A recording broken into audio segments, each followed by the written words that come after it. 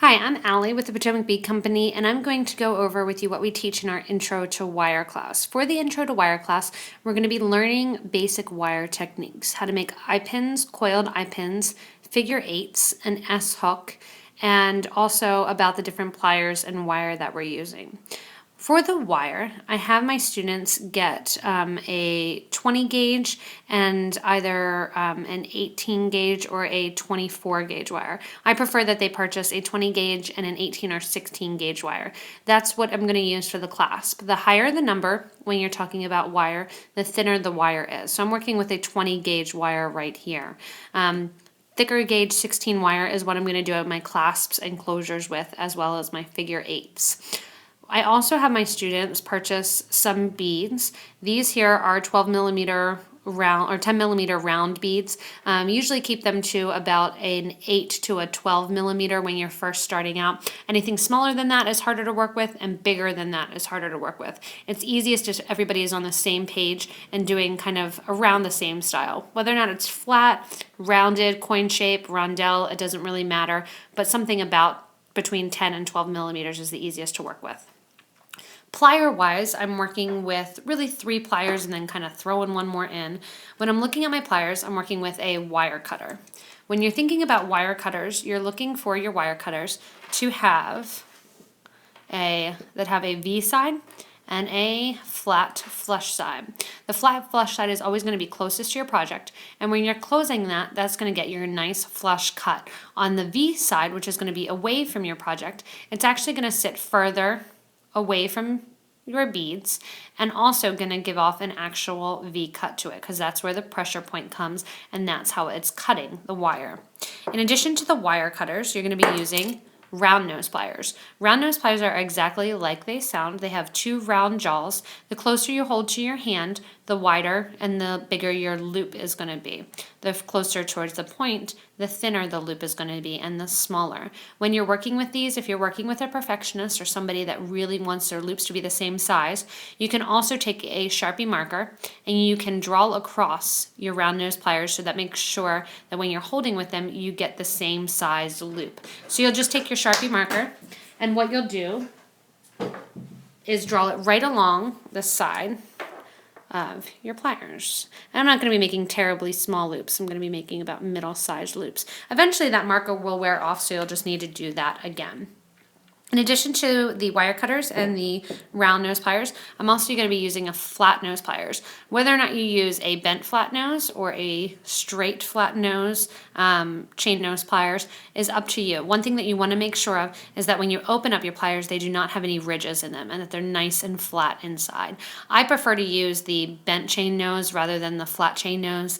That's just a personal preference and what you're working with. In addition to those, you may use them, you may not use them. I have them on the table in my classes. Some students use them, some do not. Thinner wire is going to work better with these. These are nylon jaw pliers. The nylon actually keeps from stripping the wire while you're straightening it out. So these, what you do is you're going to be pulling the wire through the nylon jaw pliers in order to straighten the wire out. So these I call my emergency pliers. I kind of sit them off to the side and grab them need be. How I start out is I have my students cut 4 pieces of the 20 gauge wire, and they're going to be 4 5-inch pieces of wire. These 4 pieces are going to teach 4 different techniques of how to make a chain link to coil and to make your beads attached to one another. What I'm going to do first is concentrate on doing a coiled eye pin. A plain eye pin is easier, so I start harder and then I go easier. So I take my flat nose pliers, I hold about an inch down on that 5-inch piece. I take my pliers and I turn my pliers back away from me 90 degrees. The long piece of wire is going to be an extension of my body. Short piece is coming straight out from my chest when I'm looking at it. I'm going to go in with my round nose pliers then, and I know with my round nose plier that wherever I hold is going to be the size loop that I get. I want to hold right in that crease that I just made, and when I'm looking at them, I want to be able to see both jaws of my round nose pliers. The long piece of wire, again extension from my body, is coming down the front. The short piece is coming straight out at a 90-degree angle. Right in that crease, and I take my wire over the top of the round nose pliers till it hits the wire on the other side of the pliers. I'm going to switch from the top jaw to the bottom jaw of my round nose pliers. You can either do this by opening your pliers a little bit, releasing tension, and flipping them over, Or what you can do is take them off the bottom jaw or top jaw and move them to the bottom jaw, whatever is easier for your students and for you to understand. That short piece of wire then is going to go back away from you and coming straight out from your chest again, 90 degrees. So I start with my 90-degree angle and I end with my 90-degree angle. That's going to get me my eye pin. When I'm looking at the eye pin, the goal of the eye pin is if I were to draw an imaginary line from the base of the eye pin through the head of the pin, it would be right smack in the middle. At this point, I show that what you can do is take your wire cutters and you can actually cut off on this section here and do a little cut there and to cut off that tail. That would be a basic eye pin. What I'm going to concentrate is doing a coiled eye pin. A coiled eye pin, I call this my man. This is my man that he's laying down in bed, and this is going to be his head. What I'm going to do is wrap his scarf around his neck, or I say strangle him sometimes. You're going to take your flat nose or your bent chain nose pliers and hold. If you're using the bent chain nose, you're holding actually with the back of the pliers as opposed to the front. I'm going to hold from the fictitious nose up. I don't want to hold my pliers over that crease at all where the wire's crossing because it can actually damage your loop. And I'm going to take the wire, coil it back away from me, and go back, coiling 3 times around my wire. When I coil, I want my wire to be nice and tight against the wire that I'm coiling, and I also want the coils to sit nice and tight next to one another. After my 3 coils, I'm going to take my wire cutters and I'm going to cut off the extra wire. Flat side again is facing down, that V side is facing up. What I have a lot of times left is a little piece of wire that's sticking up, and I'm going to pinch that down with my pliers. What you can do sometimes if it's really not pinching down, take your pliers, kind of press those coils together. That's going to take that tail and make it sit straight up. The nicer the tail is sitting from the base at a 90-degree angle, the easier it is going to be to pinch that little piece down. Also, after you put on a bead, it's generally easier to pinch that little piece down. And then you will have your coiled eye pin. At this point, I'll sit this wire down and I'll do that same thing with another piece of my wire.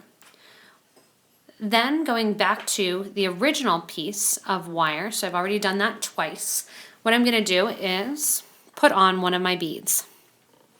So I have my bead here on my coiled eye pin, and I'm going to create a link. I take my wire, I'm going to leave about 1/8 of an inch. All I need to do is leave the same amount of space above my bead that it took to do my 3 coils on the bottom. I cover that eye with my finger and use that as a judge to see how far I need to hold my pliers away from my bead. Here's where it's important to hold your bead and bend your pliers back away from you. If I bend the wire above the pliers, I'm getting the wire that I'm looking at between my pliers and my bead, but also I'm getting the wire that is hidden underneath the jaw of my pliers. And it's going to create too far of a turn, and my bead is going to sit and spin a lot. So I hold my bead and I'm going to bend my pliers away from me 90 degrees. I create that loop again, and then what I'm going to do is go into my markings, take the long piece of wire now over top, and it hits the bead. Switch from the top jaw to the bottom jaw and take my piece of wire back 90 degrees.